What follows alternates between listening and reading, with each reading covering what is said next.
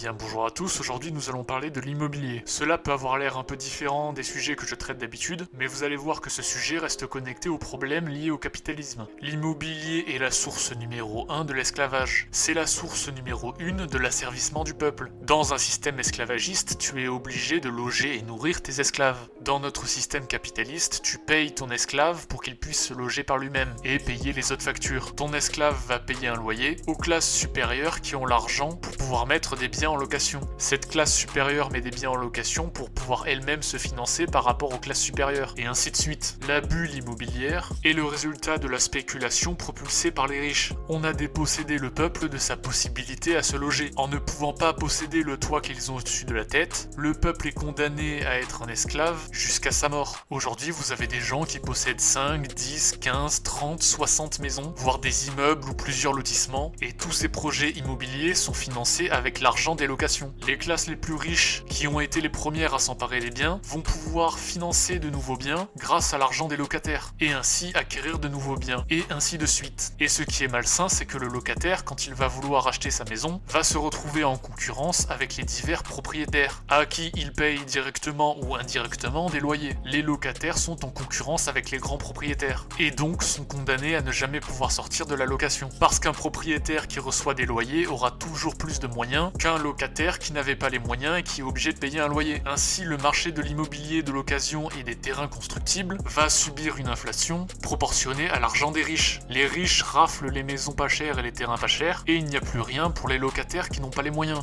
Ainsi, les riches ont toujours plus de biens permettant d'avoir toujours plus d'argent, ce qui leur permet d'enchérir toujours plus par rapport à ceux qui n'ont pas les moyens. Ainsi, les propriétaires deviennent de plus en plus riches, et les pauvres doivent s'endetter toujours de plus en plus pour pouvoir rentrer en concurrence avec les moyens des riches. C'est parce qu'il y a des possédants capables de mettre 1 million voire 2 millions d'euros dans une baraque que le prix de l'immobilier grimpe en flèche pour s'adapter aux riches, privant le peuple et les salariés de biens immobiliers. C'est le principe du capitalisme, ça permet de rendre les riches plus riches et les pauvres plus pauvres. Pour s'en rendre compte, il suffit de comparer le coût d'une maison en 84 par rapport à 2014, par rapport au nombre d'années de travail nécessaires pour la payer. Et j'ai bien dit années de travail et pas salaire, car si vous comparez le prix d'une maison au salaire, ce n'est pas pertinent. Si le prix de la maison double mais que le salaire double, eh bien la valeur de la maison est restée absolument la même en années de travail. C'est pour ça qu'il faut comparer le prix de la maison par rapport au nombre d'années de travail nécessaires pour l'acquérir. Et donc je disais, en 1984, il fallait 5,1 ans de salaire pour la payer, alors qu'en 2014, il faut 9,7 ans. C'est-à-dire qu'aujourd'hui, pour une maison, il faut travailler quasiment 2 fois plus pour exactement la même chose. Et quand on parle de 10 ans de salaire, cela ne veut pas dire qu'il va vous suffire de travailler 10 ans. Non, c'est 10 ans de salaire, net, sans compter toutes les factures qu'il va vous falloir pour vivre pendant ce temps-ci.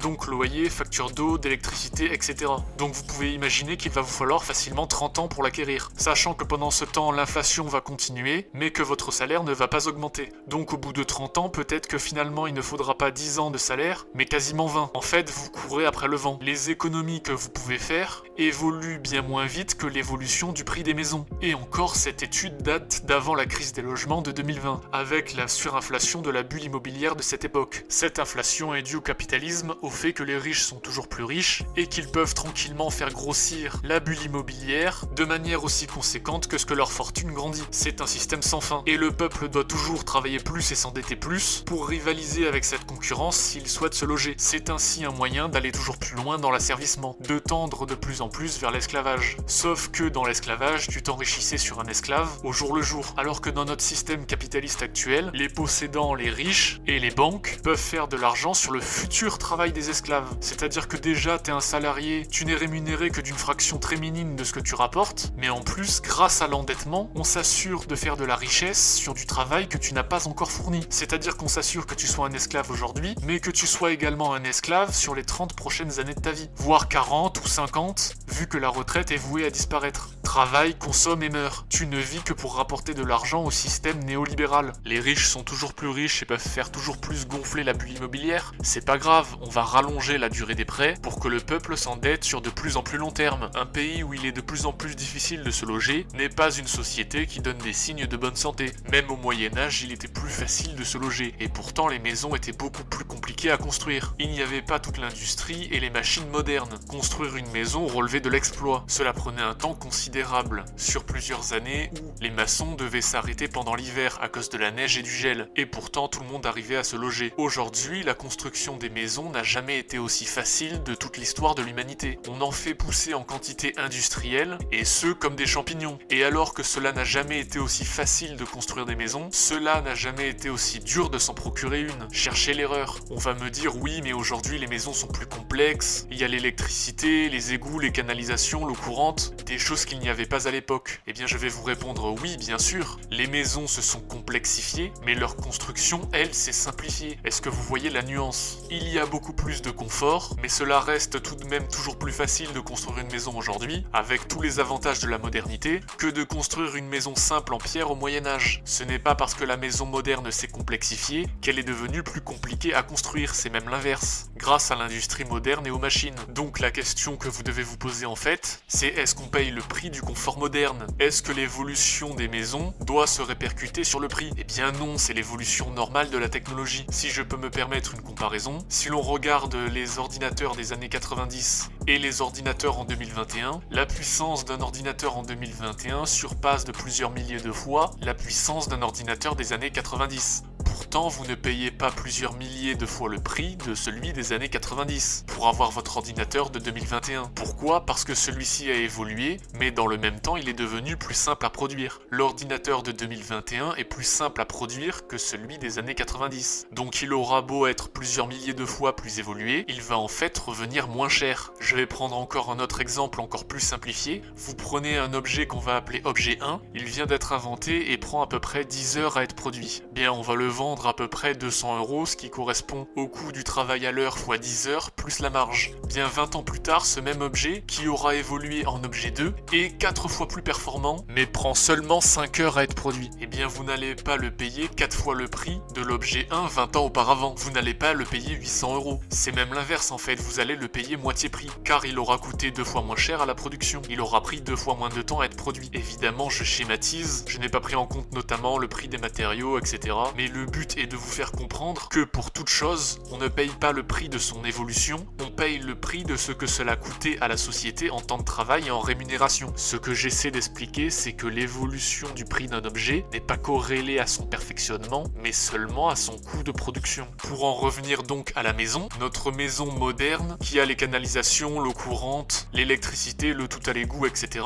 elle aura coûté moins cher en temps de travail qu'une maison au Moyen-Âge qui ne possède rien de tout ça. Parce qu'au Moyen-Âge, c'était compliqué de faire une maison, alors qu'aujourd'hui, même avec la complexité actuelle, c'est beaucoup plus simple. Grâce à l'industrie et aux machines, nous pouvons construire des maisons beaucoup plus complexes, mais dans le même temps beaucoup plus facilement qu'une maison moyenâgeuse à l'époque. Et c'est là où je veux en venir. Alors que cela n'a jamais été aussi facile dans toute l'histoire de l'humanité de construire des maisons, cela n'a jamais été aussi compliqué que de s'en procurer une. Dans notre société moderne capitaliste, il y a arnaque sous roche. On est obligé de s'endetter sur 30 ans pour une maison qui devrait être beaucoup plus facilement accessible, de par la facilité de production actuelle de celle-ci. Et si ce n'est pas possible, c'est parce que le capital s'empare de l'immobilier et déséquilibre la loi du marché de l'offre et la demande. Le peuple est de plus en plus obligé de courir après l'endettement pour pouvoir concurrencer les riches. Mais cela relève aussi du fait que le travail du peuple aujourd'hui n'est plus suffisamment rémunéré pour que celui-ci puisse s'acheter le toit qu'il a sur la tête. La raison est double, et le problème est toujours le même. Le néo-capitaliste libéral qui rend les riches plus riches et les pauvres plus pauvres. Et ce peuple qui s'appauvrit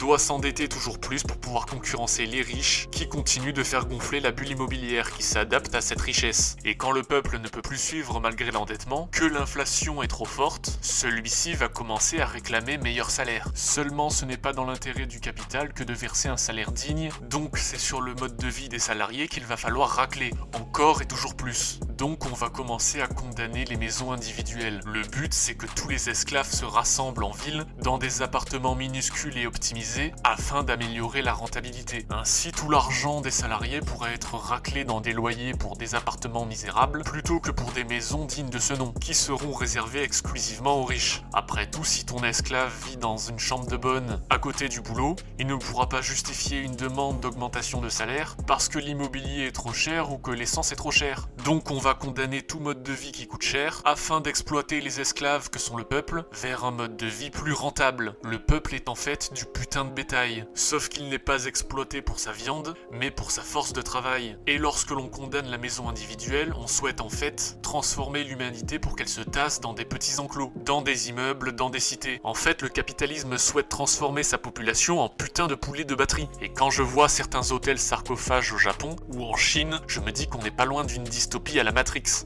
Voici comment faire 23 appartements dans 60 mètres carrés, sans fenêtre, avec ses ventilateurs comme seule aération. Des cabines réparties de chaque côté d'un couloir, sur 2 niveaux. Ce placard de 3 mètres carrés, c'est l'appartement de Simon.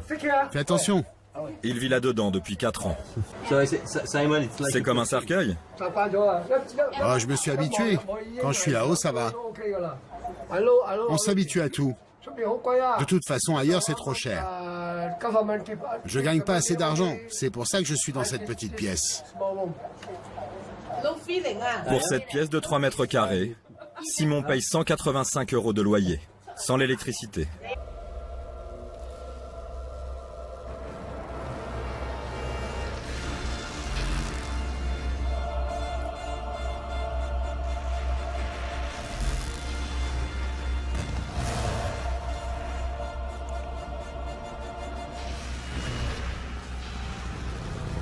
Moi je sais pas pour vous, mais j'adore ces immeubles. Non pardon, je veux dire ces immeubles. On est quand même vachement plus rentable que des poulets. Quel système magnifique! Créé dans le seul but de nous maintenir sous contrôle, jusqu'à ce que nous soyons tous transformés en ceci. Non. Je refuse de le croire. C'est impossible. Je n'ai pas dit que ce serait facile, Néo. J'ai dit que ce serait la vérité. Ça suffit. Laisse-moi sortir.